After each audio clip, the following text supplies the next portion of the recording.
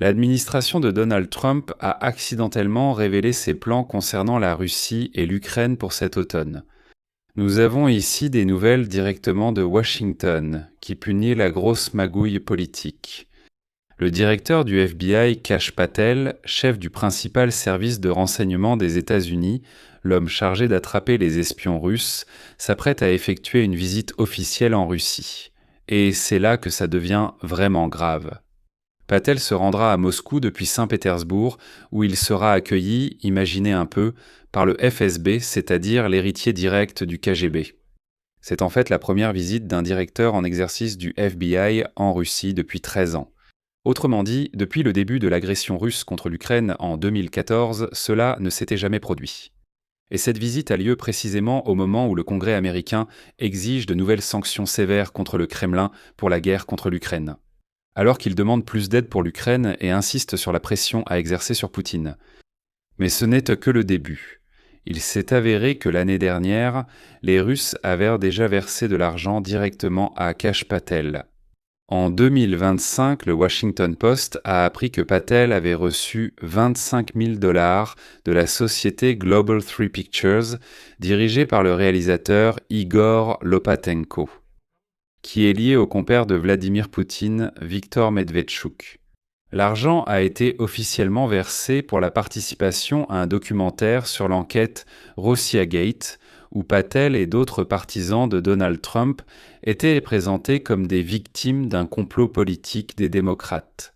Et Patel savait parfaitement que ce film avait été réalisé pour promouvoir la propagande russe, mais il a tout de même accepté un chèque de 25 000 $ pour cela. Aujourd'hui, examinons ensemble ce que l'on sait du voyage de Kash Patel à Moscou. Pourquoi il sent le scandale et quelle histoire très scandaleuse de détournement entoure Patel. Et surtout, essayons ensemble de reconstituer le tableau d'ensemble. Qu'est-ce que tout ce groupe MAGA, dont Patel fait partie, a prévu avec la Russie et comment ils soutiennent Vladimir Poutine contre l'Ukraine depuis déjà plusieurs mois. Je suis Alexei Petchy, examinons cette histoire ensemble. Avant de commencer, je vous demande de vous abonner à cette chaîne YouTube, car nous approchons les 300 000 abonnés. Je vous serai reconnaissant pour chacun de vos abonnements. Alors, laissez-moi commencer par les faits, puis nous analyserons. La visite a d'abord été rapportée par le journal Politico. Le directeur du FBI, Kash Patel, prévoit un voyage à Moscou et à Saint-Pétersbourg à la mi-octobre, approximativement les 14 et 15 octobre. La visite est prévue pour 2 jours. Détail clé. Selon un responsable américain, c'est le service fédéral de sécurité russe qui recevra Kash Patel, c'est-à-dire le service qui est l'héritier du KGB soviétique. Autrement dit, le chef du contre-espionnage américain rend visite au contre-espionnage russe. À cette même structure qui recrute des agents contre l'Occident, qui est derrière les empoisonnements et les cyberattaques. On ignore encore ce qui sera discuté. On ne sait pas non plus si Patel rencontrera Vladimir Poutine ou quelqu'un de son entourage. Et voilà que le journal Politico précise prudemment que les plans sont préliminaires et peuvent changer. Mais je voudrais ajouter que, très souvent, les journalistes reçoivent ce genre d'informations lorsque quelqu'un veut justement faire échouer de telles visites. Autrement dit, cette information n'a clairement pas été divulguée par les proches de Patel, mais plutôt par ses adversaires, qui l'ont apprise et ont décidé de faire échouer ce voyage, en provoquant d'abord l'indignation parmi les Américains. Le dernier directeur en exercice du FBI à s'être rendu en Russie était Robert Mueller. C'était en 2013. C'est-à-dire avant que la Russie n'attaque l'Ukraine en 2014. Ah, mais c'était ce même Mueller qui a ensuite été nommé procureur spécial pour enquêter sur l'ingérence de la Russie dans les élections américaines. Le Kremlin, ce qui est révélateur, n'a ni confirmé ni démenti le voyage. Le porte-parole du Kremlin, Dmitri Peskov, a esquivé une réponse directe lors du briefing, déclarant, je cite, « De telles visites se déroulent généralement à huis clos ». Autrement dit, à Moscou, ils ne veulent manifestement pas révéler à l'avance ce qui pour eux est un cadeau évident.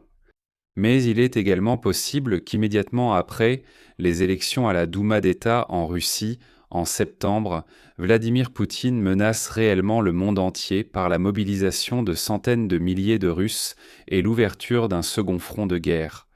C'est pourquoi il essaiera de négocier avec les Américains. Mais pourquoi ce voyage de Kash Patel suscite-t-il autant de questions?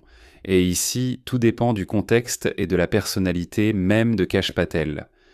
La visite, si elle a lieu, intervient dans le contexte de l'impasse entre Washington et Moscou concernant la guerre de la Russie contre l'Ukraine, et précisément au moment où les législateurs réclament des sanctions contre la Russie. De plus, le mois dernier, la Chambre des représentants du Congrès a approuvé une aide supplémentaire de 1,3 milliard de dollars à l'Ukraine et de nouvelles sanctions contre la Russie. Et cela malgré la direction même des républicains et la ligne de Donald Trump. Donc le Congrès tire dans un sens, disant qu'il faut faire pression sur cette Russie, tandis que le directeur du FBI tire dans l'autre sens et prévoit de rendre visite aux Russes. Politico écrit noir sur blanc qu'il s'agit d'un voyage inhabituel et sensible pour le chef du FBI dans l'un des principaux pays adversaires de l'Amérique. Passons maintenant à la réputation, celle de Kash Patel en particulier, car c'est une histoire à part.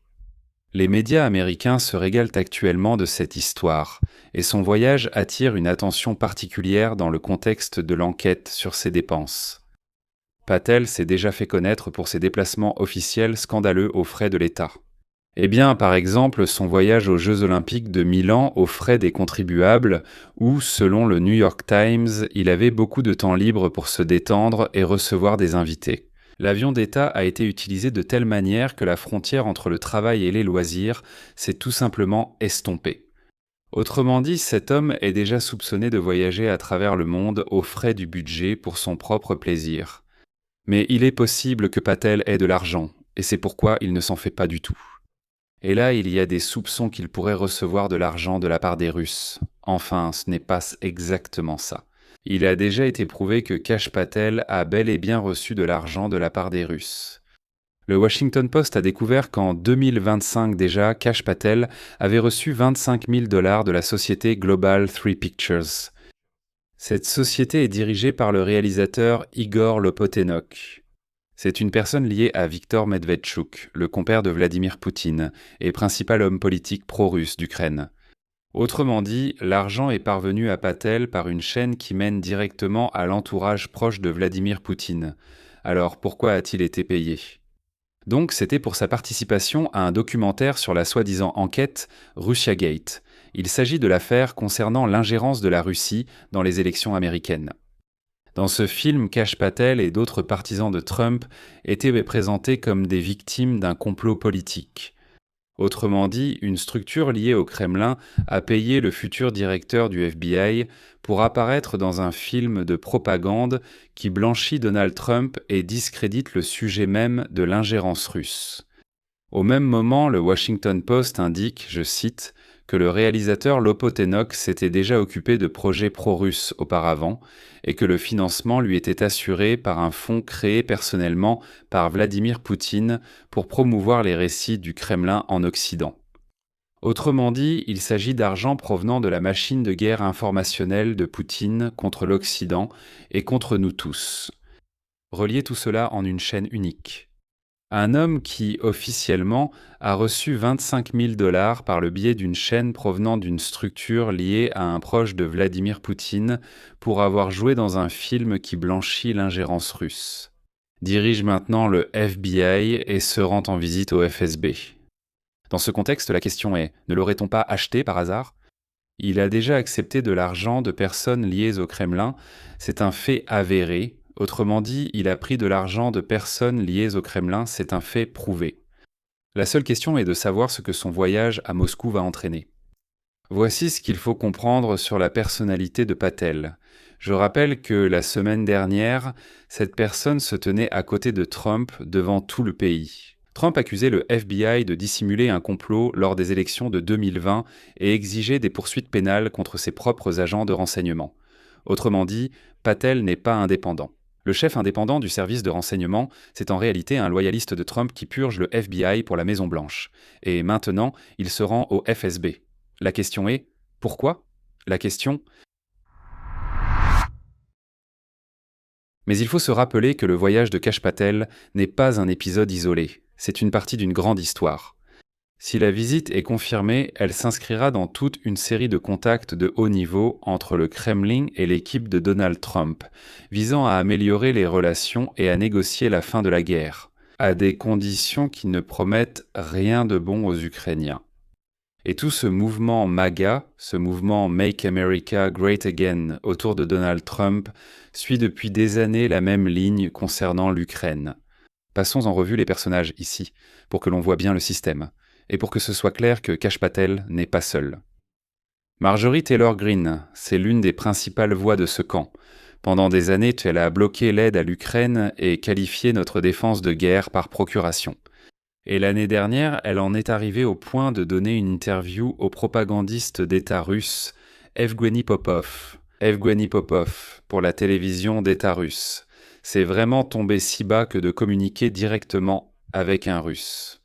C'est-à-dire qu'un homme politique américain participe ouvertement à la propagande du Kremlin.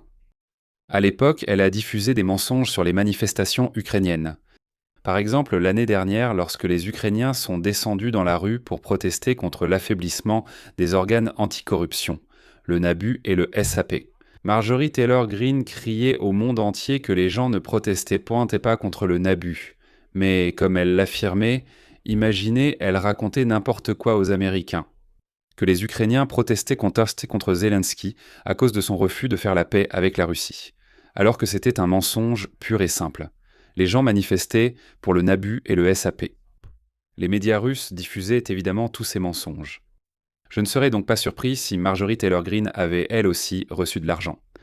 J.D. Vance, l'actuel vice-président. Avant même de devenir une figure notable, il s'est fait remarquer par une phrase, je cite, « Non, honnêtement, je m'en fiche de ce qui arrivera à l'Ukraine. » Tucker Carlson, c'est une ancienne star de Fox News qui est allé interviewer Vladimir Poutine et qui, pendant des années, a promu des thèses pro-russes. En fait, il est désormais déçu par Trump et les Russes. Il dit « Pourquoi tout le monde m'a trompé et abandonné ?» Apparemment, il a trop fréquenté Poutine. Ce même camp, ce sont Matt Gaetz et Lauren Boebert qui ont présenté des projets de loi pour mettre fin à l'aide à l'Ukraine.